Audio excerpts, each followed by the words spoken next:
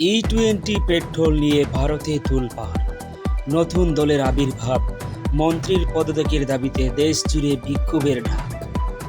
ভারতে ই-20 পেট্রোল নিয়ে শুরু হয়েছে নতুন রাজনৈতিক বিতর্ক। বিশুদ্ধ পেট্রোলের দাবিতে আত্মপ্রকাশ করেছে নতুন সংগঠন ই-20 জনতা পার্টি বা ইজেপি। ইতিমধ্যেই কেন্দ্রীয় মন্ত্রী নীতিন গডকরির পদত্যাগের দাবি দেশ জুড়ে আন্দোলনের ঢাক এবং সামাজিক মাধ্যমে ঝড় তুলেছে এই সংগঠন। কী ঘটছে ভারতে, চলুন জেনে নেওয়া যাক বিস্তারিত।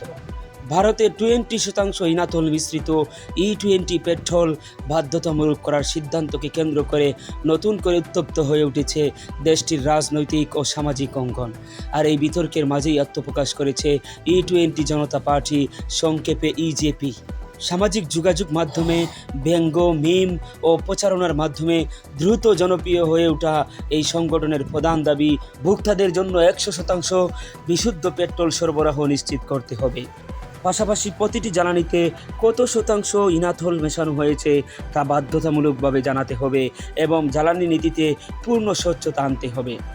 শুধু তাই নয়, সংগঠনটি কেন্দ্রীয় সড়ক পরিবহন মন্ত্রী নীতিন গডকরির পদত্যাগের দাবিও তুলেছে। তাদের অভিযোগ, ইথানল নীতির বাস্তব প্রভাব নিয়ে জনগণের সামনে সম্পূর্ণ তথ্য তুলে ধরা হচ্ছে না।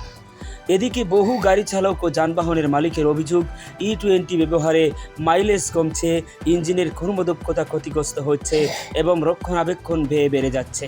ভারতের কেন্দ্রীয় পেট্রোলিয়াম মন্ত্রণালয়ও স্বীকার করেছে, ই-20 ব্যবহারে গাড়ির মাইলেজ 3 থেকে 5% পর্যন্ত কমতে পারে। তবে সরকারের দাবি, এই নীতির ফলে বৈদেশিক মুদ্রা সাশ্রয়, কৃষকের আয় বৃদ্ধি এবং কার্বন নিঃসরণ কমানো সম্ভব হয়েছে। অন্যদিকে বিরোধী দলগুলোর অভিযোগ, নীতিন গডকরির পরিবারের ইথানল সংশ্লিষ্ট ব্যবসায়িক স্বার্থ থাকায় তিনি এই নীতির পক্ষে অবস্থান নিচ্ছেন। তবে এই অভিযোগের পক্ষে এখনও কোনো প্রমাণ উপস্থাপন করা হয়নি এবং সরকারও অভিযোগটি গ্রহণ করেনি।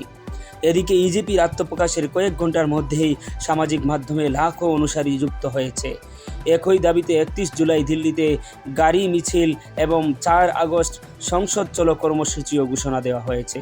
প্রশ্ন এখন একটাই, পরিবেশ রক্ষার নামে চালু হওয়া ই-20 নীতি কি সত্যিই দেশের জন্য লাভজনক, নাকি এর সবচেয়ে বড় মূল্য দিচ্ছেন সাধারণ গাড়ি চালক?